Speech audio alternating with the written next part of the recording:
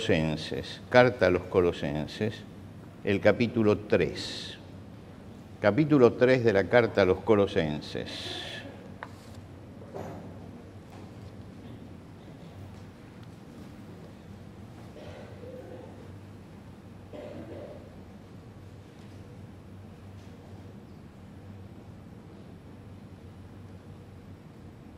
Y vamos a leer desde el versículo 32, perdón, del versículo 22 del capítulo 3 hasta el capítulo 4, el versículo 1. Colosenses 3, 22 a 4, 1. Siervos, obedeced en todo a vuestros amos terrenales, no sirviendo al ojo como los que quieren agradar a los hombres, sino con corazón sincero, temiendo a Dios. Y todo lo que hagáis, hacedlo de corazón como para el Señor, y no para los hombres, sabiendo que del Señor recibiréis la recompensa de la herencia, porque a Cristo el Señor servís. Mas el que hace injusticia recibirá la injusticia que hiciere, porque no hay acepción de personas. Amos, haced lo que es justo y recto con vuestros siervos, sabiendo que también vosotros tenéis un amo en los cielos. Hasta aquí nada más en la lectura de la palabra de Dios. En esta parte de la carta a los Colosenses trata acerca de las relaciones interpersonales. Y como vimos el domingo pasado, lo primero que habla es de la familia. Y ahora sigue con los siervos y los amos. ¿Qué son estos mandamientos? Es la forma en que Dios dice cómo tenemos que conducirnos y establece mandamientos sencillos, muy sencillos. Nunca hay mandamientos complicados. El asunto es sencillo, lo hemos visto el domingo pasado. Pero todos estos mandamientos llevan una cantidad de palabras que levantan escozor, urticaria en la sociedad de hoy. Porque hablan de orden, de autoridad, de obediencia, de disciplina, de punición. Todos estos, los mandamientos de Dios son así. Y entonces, en una sociedad como la nuestra, donde se va a contramano de todo lo que sea orden, de todo lo que sea autoridad, de lo que todo sea obediencia y disciplina, nosotros estamos inmersos en esa sociedad y tenemos que vivir compartiendo con gente que sigue los mandatos de la sociedad y los mandatos de Dios. Es decir, acá hay dos mandamientos. Hay un mandamiento, ustedes habrán escuchado muchas veces la frase, es el mandato social. ¿El mandato social qué es? Es lo que se le ocurre a la moda de este tiempo imponer.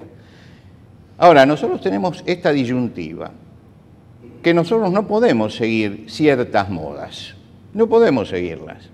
Por lo tanto, tenemos que elegir entre una cosa y la otra y darnos cuenta que estamos participando de dos mundos. Entonces tenemos que escoger entre los mandamientos de Dios y los mandatos de la sociedad. No se olvide usted de esto, porque esto es muy importante para entender muchos de los fracasos en la vida cristiana. Algunos entran a tomar los mandatos de la sociedad como superiores a la palabra de Dios y después sufren las consecuencias. La palabra de Dios es muy clara, muy sencilla, muy contundente. Por lo tanto, cuando nos ajustamos a la palabra de Dios, tenemos los resultados de habernos ajustado. Y cuando no lo hacemos, pues nos tenemos que atener a las consecuencias. Así como nosotros rechazamos algunas doctrinas del hinduismo, del budismo, de la nueva era y todo eso, también tenemos que entender que estas doctrinas, estos mandatos sociales son destructivos de la familia y destructivos también de toda la sociedad, y que estamos yendo por ese camino de destrucción. Ahora, hemos hablado de la familia, ahora vamos a hablar de las relaciones sociales. Y voy a leer simplemente los dos mandamientos fundamentales. Siervos, obedeced en todo a vuestros amos terrenales. Amos, haced lo que es justo y recto con vuestros siervos.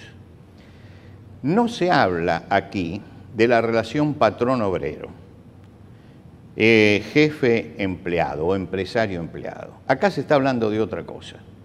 Se está hablando, la palabra que utiliza para siervo es la palabra en griego doulos, y doulos significa esclavo. Se está hablando de la esclavitud. Quiero decir que acá hay una relación entre amo y esclavo, que la Iglesia tuvo que tratarla. ¿Y por qué tuvo que tratarla? Porque muchos esclavos aceptaban la fe, incluso hubo comentaristas de aquel tiempo que llamaban a los cristianos la fe de los esclavos, por la cantidad de esclavos que llegaba a la Iglesia. Entonces hubo que tratar el tema de los esclavos. El apóstol podía haber enfocado este tema desde otro punto de vista, podría haber hablado de las relaciones con las autoridades, por ejemplo, y eludir el tema. Podía haber hablado de las relaciones comerciales o de las relaciones de amistad, pero fue justamente al nudo de la problemática de la sociedad romana, porque la esclavitud era el problema conflictivo más grande que tenía Roma en ese momento. La actitud de los cristianos era rechazar la esclavitud. ¿Por qué?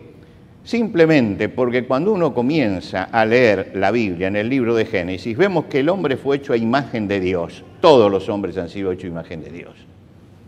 Entonces no puede haber ninguna diferencia entre un ser humano y otro como para que alguien lo esclavice.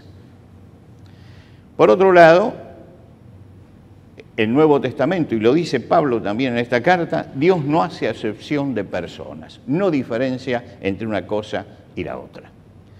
Ahora, este era el mandato de Dios para la Iglesia. Ahora, Pablo se encuentra en una sociedad que tiene esclavitud y va a hablar de estos mandatos. En el Imperio Romano, toda la organización dependía de la esclavitud. ¿Por qué?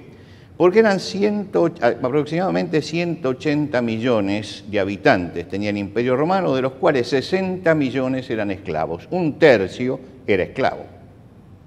Quiere decir que era una fuerza tremenda que le servía porque toda la organización social y económica dependía de la esclavitud.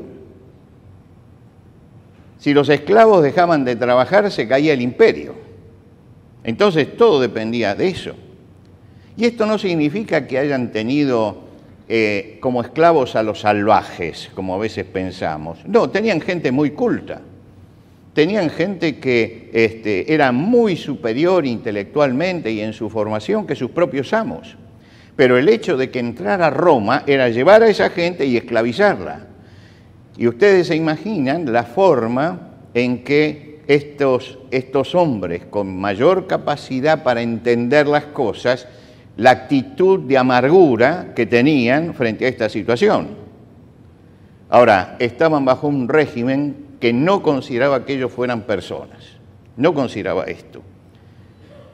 Cuando un esclavo tenía un hijo, ese hijo era del amo. El amo podía venderlo, podía matarlo, podía hacer cualquier cosa porque se consideraba que el esclavo era un objeto, no una persona. Y se lo colocaba entre los objetos. Ahora, los cristianos sabían perfectamente que esto creaba tensiones y tensiones muy fuertes en el imperio. Séneca, que era un contemporáneo de Pablo, dice: el último de tus esclavos tiene poder sobre ti y sobre tu vida. Y esa es la realidad. Porque muchos tenían los enemigos en la propia casa y en cualquier momento esto desbordaba, y cuando desbordaba había problemas. Ahora, ¿cuál era la actitud de los cristianos o cuál era la postura de los cristianos? Sabían que había cosas que era muy difícil cambiarlas, porque atacaba la raíz del imperio. Era muy difícil tratarla. Pero la enseñanza continua de los evangelios y la enseñanza continua de las cartas apostólicas dan la postura cristiana con mucha claridad. Porque por un solo espíritu, dice Pablo, fuimos todos bautizados en un cuerpo, sean judíos o griegos, sean esclavos o libres, a todos se nos dio a beber del mismo espíritu. Fíjense usted que él habla de una relación espiritual, aunque sean judíos o aunque sean griegos. Pero inmediatamente después, pudiendo evitar poner esta frase, se refiere específicamente a la esclavitud. Y dice, aunque sea esclavo o sea libre, son iguales. Esta frase, que para nosotros es "la pasamos volando", hacía temblar al imperio y ponía en juego la cabeza del apóstol, porque había tocado una parte sensible. Decir que un esclavo era igual al amo era destruir la base económica y social del imperio. Sin embargo, lo dice en la primera carta a los Corintios, lo dice en la carta a los Gálatas, ya no hay judío ni griego, no hay esclavo ni libre. ¿Por qué? Porque todos son unos en Cristo Jesús. En la carta a los Colosenses, lo acaba de decir unos domingos antes, lo hemos leído en el capítulo 3, no hay griego ni judío, circuncisión ni incircuncisión, ni siervo ni esclavo. Es decir, entre nosotros no es así.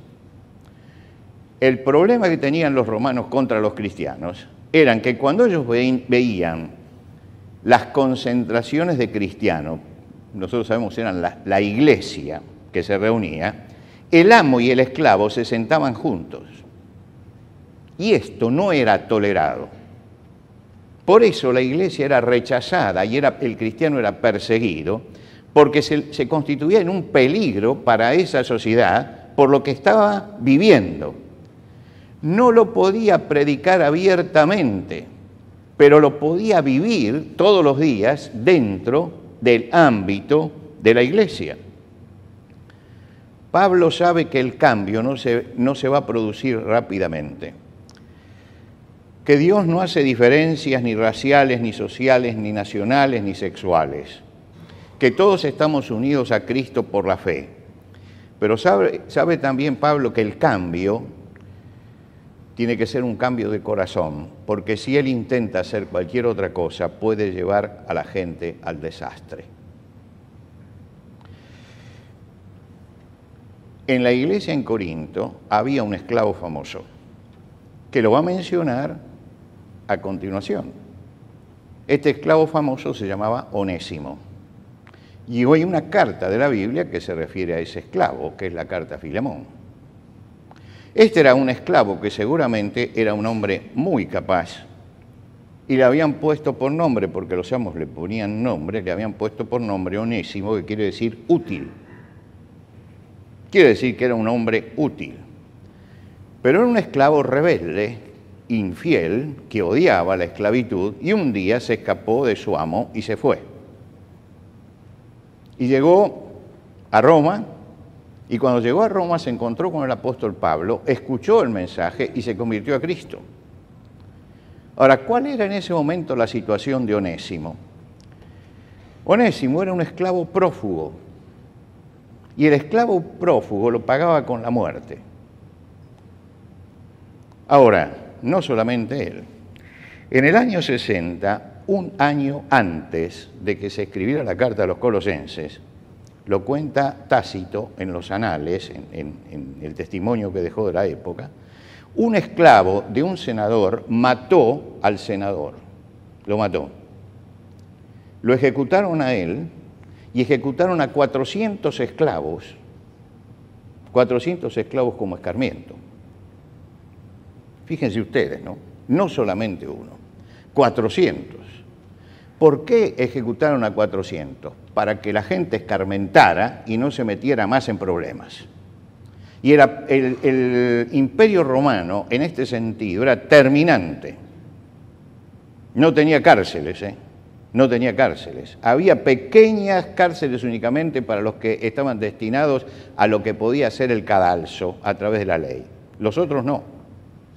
Es decir, nadie iba a 10 años de cárcel, 5 años, el 2 por 1 y todo esto. Te cortaban la cabeza y listo. Si eras romano, si no te crucificaban. Bueno, allí ejecutaron a 400 esclavos que servían a ese mismo senador, lo que se llama los domésticos. Quiere decir que este senador era opulento, tenía 400 esclavos. Los mataron a todos. Los mataron a todos. Pablo lo recibe a Onésimo y sabe cuál es el peligro de Onésimo. Y entonces lo manda de vuelta a su amo. Y le dice, vas a tener que volver.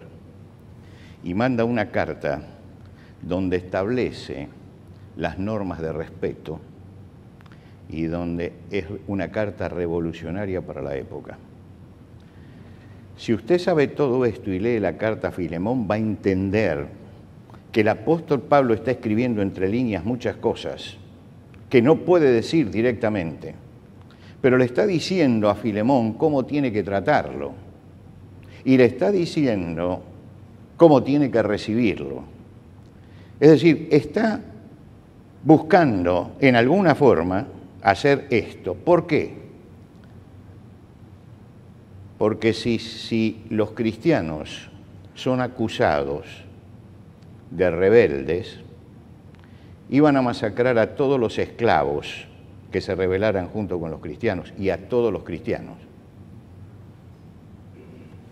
Quiere decir que una iglesia que tenía a lo mejor un 80% de esclavos y le decía, ustedes tienen que salir y levantarse contra su amo, al otro día el imperio mataba a todos los esclavos y mataba a todos los cristianos también, porque no iban a andar con chiquitas. El asunto era grave.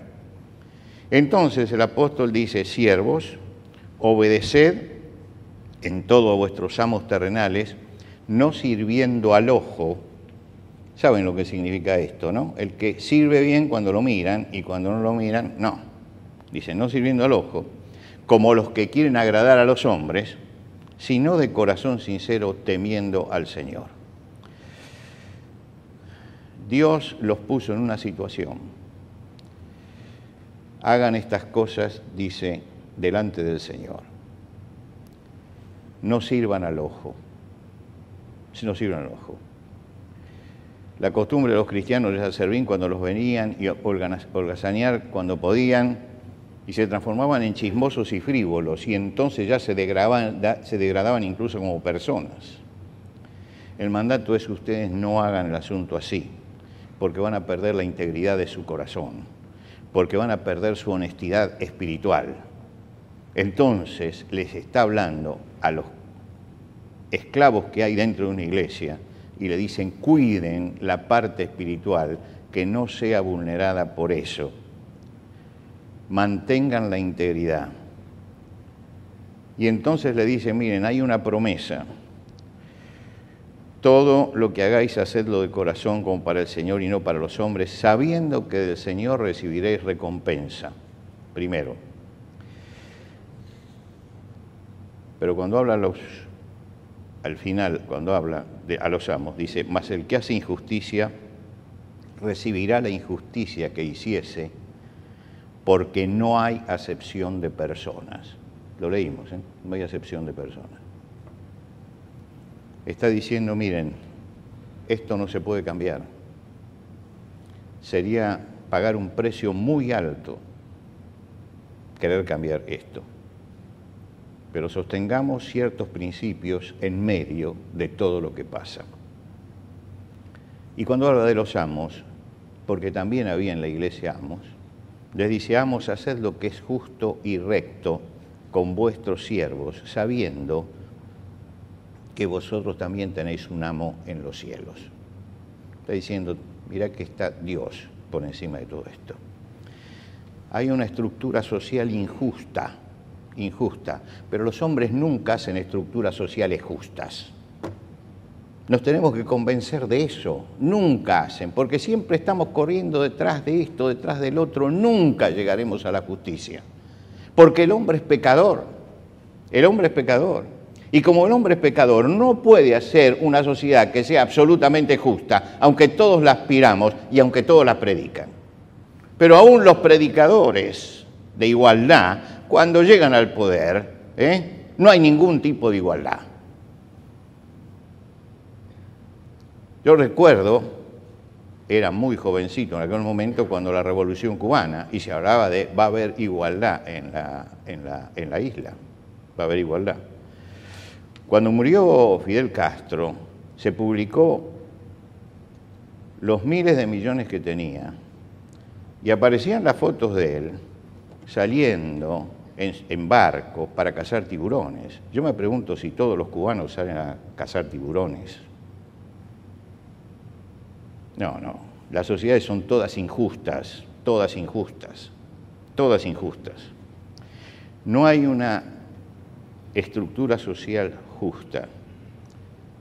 Y Pablo sabe que está en una estructura social injusta que no la intenta cambiar por medio de la rebelión, pero piensa que pacíficamente se puede hacer algo. Señor, decía una vieja oración, dame fuerzas para cambiar lo que puede ser cambiado, paciencia para soportar lo que no puede ser cambiado y sabiduría para diferenciar lo uno de lo otro.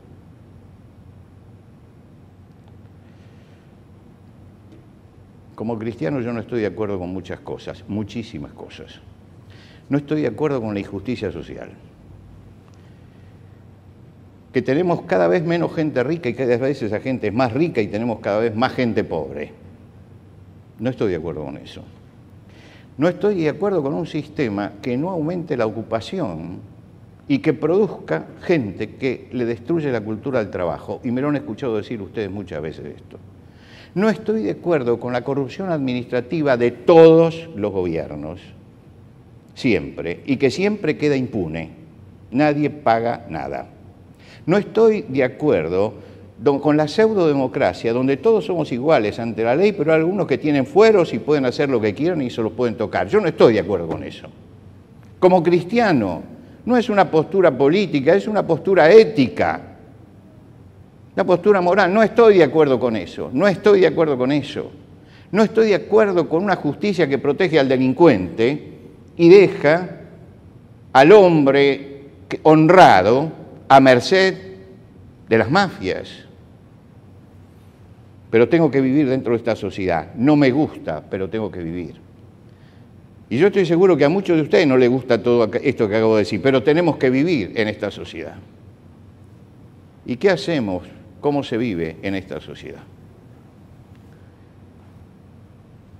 Las sociedades injustas demandan una estrategia diferente y Jesús la explicó en una parábola. Él dijo, el reino de los cielos es como la levadura que se oculta en 3 medidas de harina y leuda todo. Es decir, es el fermento que va por abajo.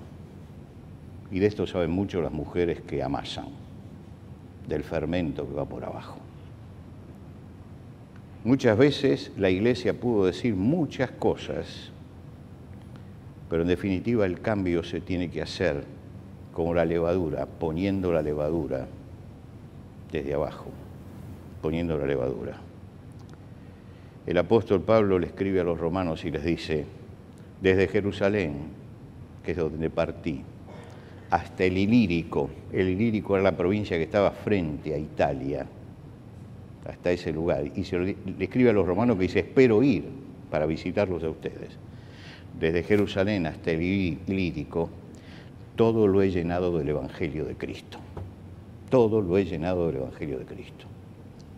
Y la misión de los cristianos hoy es llenar todo con el Evangelio de Cristo. Es no quedar pasivos, ni tampoco únicamente críticos frente a la sociedad, sino que hay que hacer llegar la palabra de Dios con todo su poder a toda la gente. Y usted dice, pero no tenemos los medios, no podemos ir a la...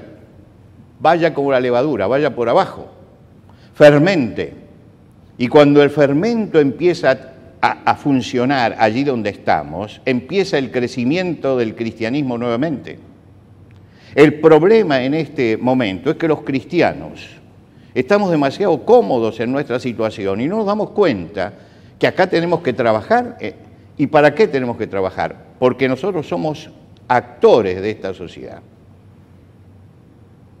Olvídese de ellos que dicen, bueno, es la sociedad y la iglesia. No, es la sociedad en la iglesia.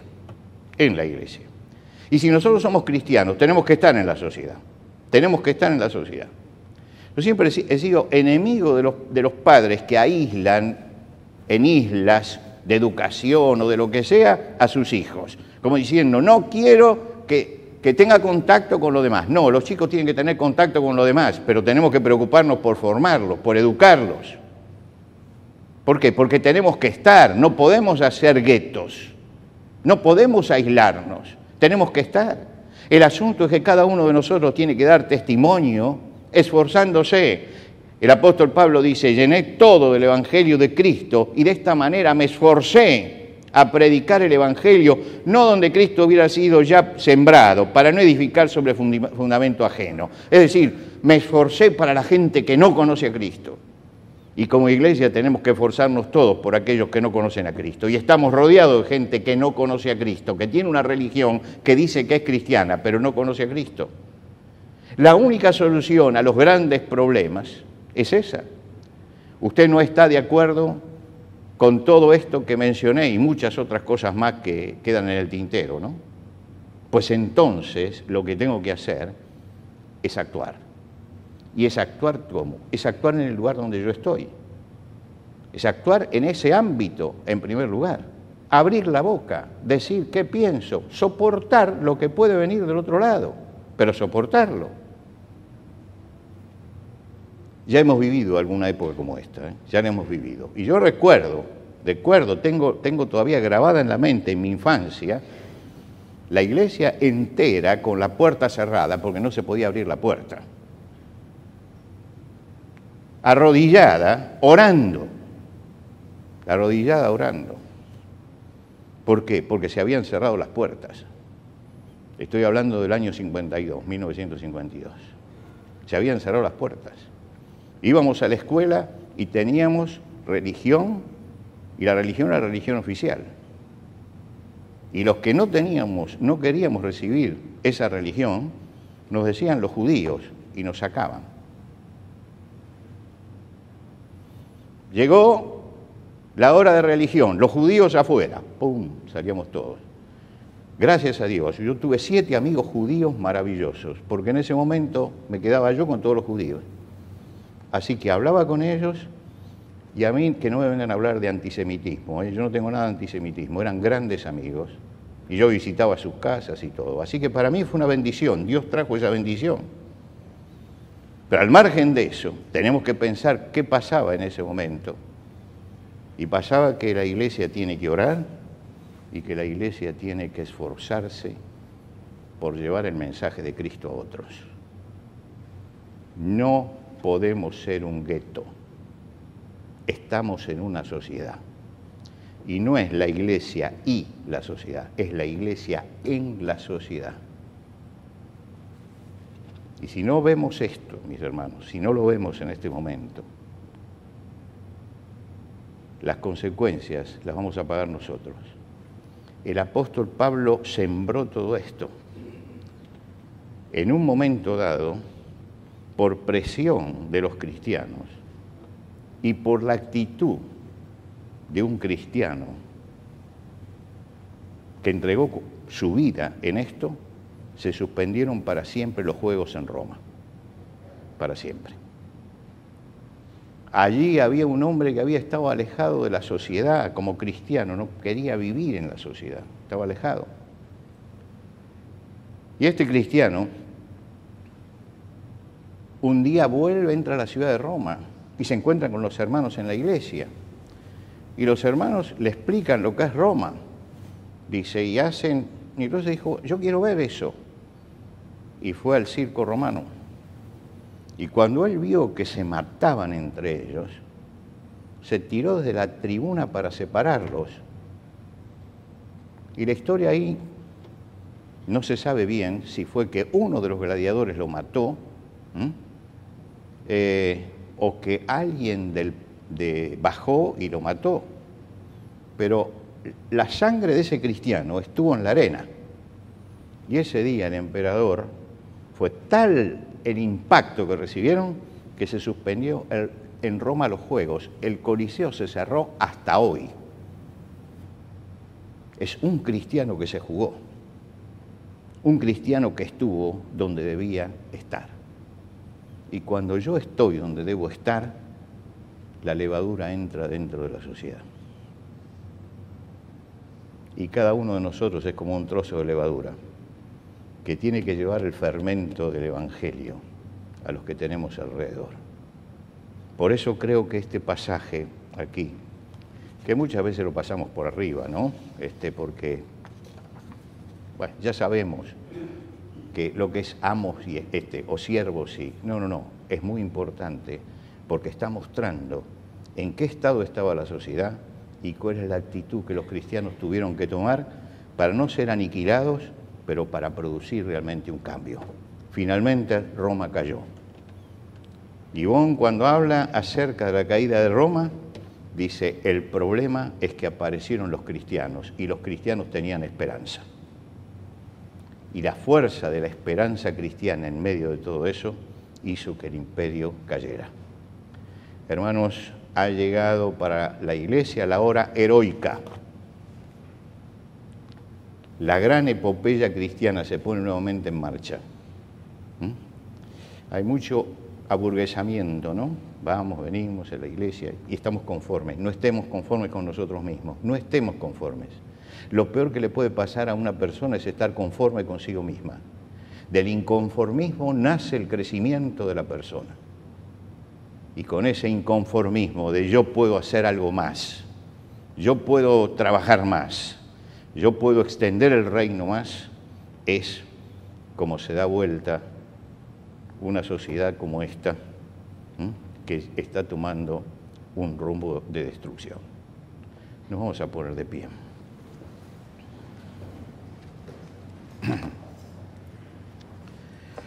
Señor, te rogamos que esta mañana tu palabra encienda nuestros corazones para que sintamos la responsabilidad que tenemos como cristianos en una sociedad que se está destruyendo a sí misma y para que actuemos de acuerdo a lo que manda tu palabra, no ejerciendo la violencia, pero sí hablando la verdad y poniendo el mensaje tuyo en todo lugar. Te rogamos, Señor, que nos bendigas y nos guardes ahora al salir de este lugar. Y esta semana, todos nosotros que estamos hoy juntos, vamos a estar en lugares diferentes, vamos a estar en lugares donde tal vez somos los únicos que somos cristianos. Te rogamos, Señor, que cuando la levadura que somos hoy se desparrama esta semana en la sociedad, cada uno sepa ser el fermento que la sociedad necesita y cada uno de nosotros cumpla con su ministerio. Te pedimos esto en el nombre de Cristo Jesús. Amén.